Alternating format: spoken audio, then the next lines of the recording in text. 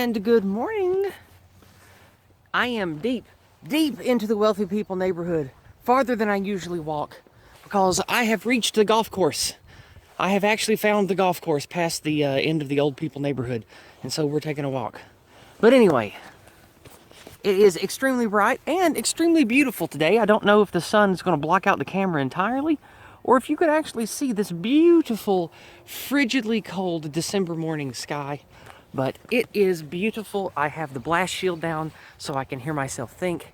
And I just wanted to bid you all happy December. December and January are probably my favorite months. They're cold. In this area, they're riddled with snow. And last night we got a thin layer of frost on the ground, but it is just now, I think, 8:15. It has already pushed back all the frost, and it is considerably warmer, even though it's still just barely at freezing. So, thankfully though, there's no biting cold wind ripping my soul from my body this morning like there was last week. And I can actually talk and create a pleasant morning walk. Now, I want to make a pleasant morning walk because my mood, as you know, oftentimes is a bit sour or a bit heavy. But I do love the holiday season, whether you be Christian, pagan, or non-participant.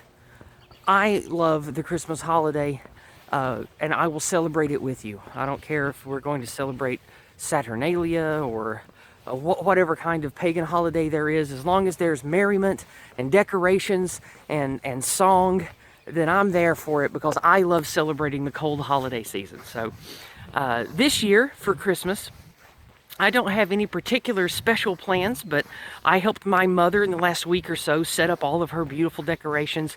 I helped a couple of my cousins do the same, not too far from where we live. And we've already been having an increase in family fellowship since Thanksgiving.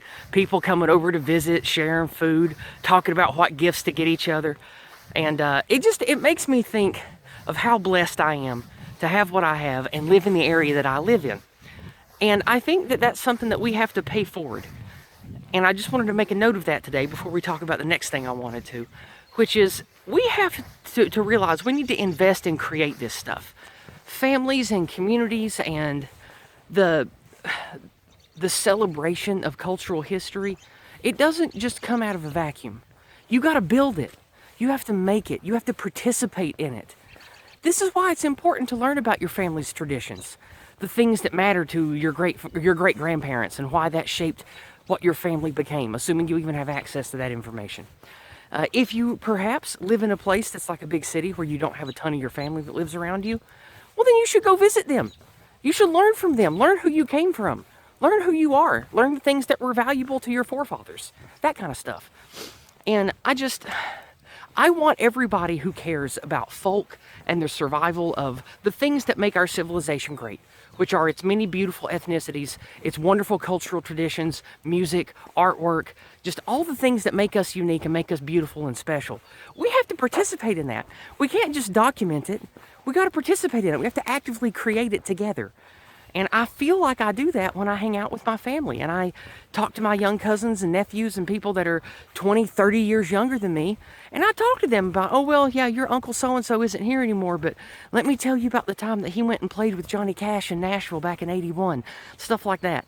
And you tell, and you build upon not just family legend, but you contribute to the things that make your family have roots, that gives you personal depth and connection to something bigger than yourself, something bigger than your job or your degree from university. And I think those things really matter. And I'm thankful that I have those things.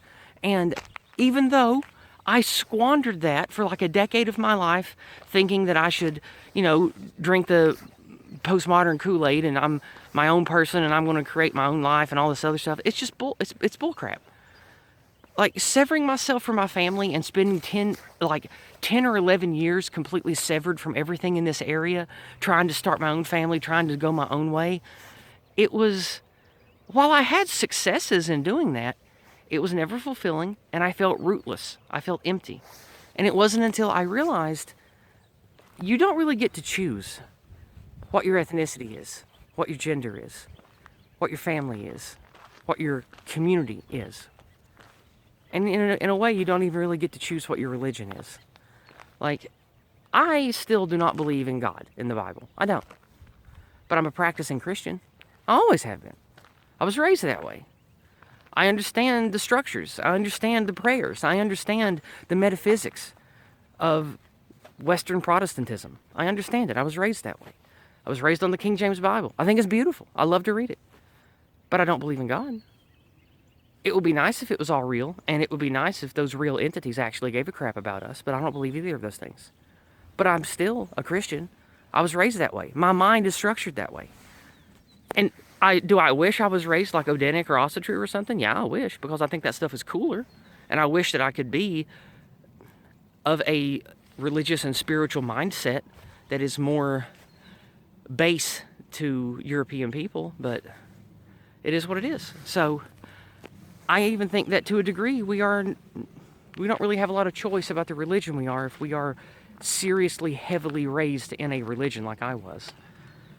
I used to resent my family for raising me so staunchly Christian, but I don't now. It gave me structure and a concept of right and wrong and a sense of righteous indignation against evil that I think a lot of people don't have. And I'm glad that I have that.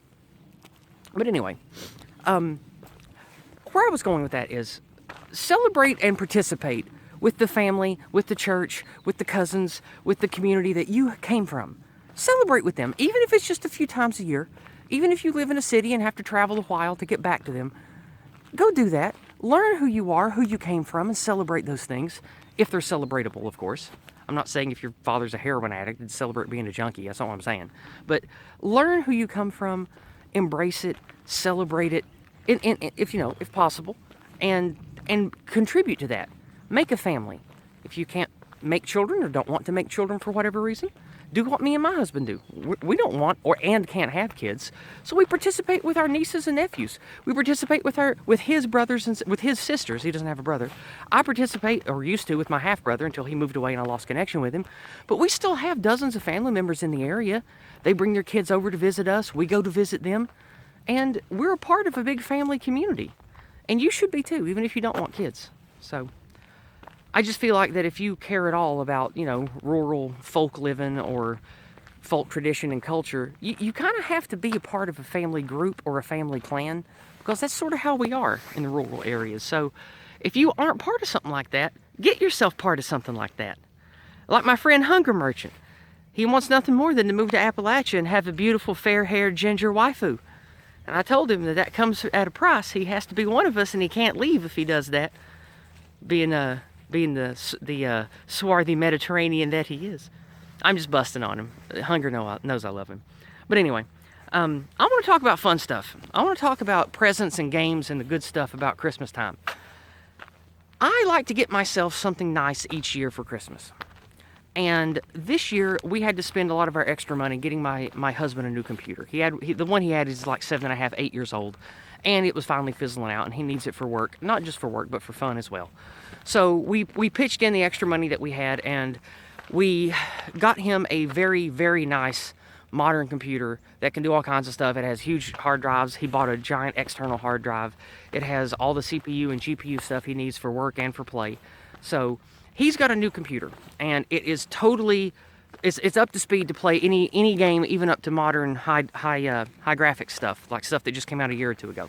So my question to you guys is, what games, knowing me, knowing that I like cyberpunk, science fiction, fantasy, D&D, I'm okay with Star Wars, but I like stuff like Star Wars, Star Trek, I like Star Trek a lot more than Star Wars. Things like Babylon 5, Farscape. I also like fantasy fiction. I don't really care about Game of Thrones. That's too much like just realistic, grabbing for the crown drama. But, fantasy stuff like Lord of the Rings I like. So when it comes to video games that me and my husband might enjoy together, not necessarily if we play it together like an online thing, but what are some games in that vein of D&D stuff, fantasy stuff, science fiction stuff, that could be a fun game that you think my husband and I might enjoy together? And again, it doesn't have to be necessarily a co-op game, just something we would enjoy playing through together.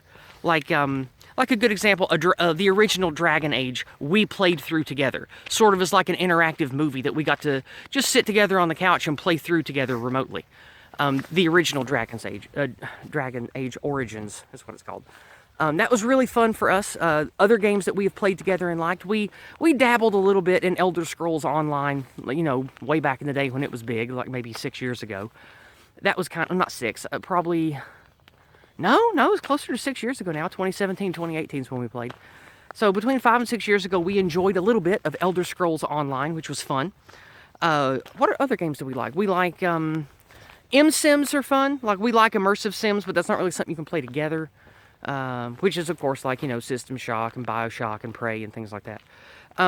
We like things that are like Warframe and Vermintide and Darktide. Things that, you know, don't take a big time commitment, that you can just hop in and play for a few minutes together, that kind of thing.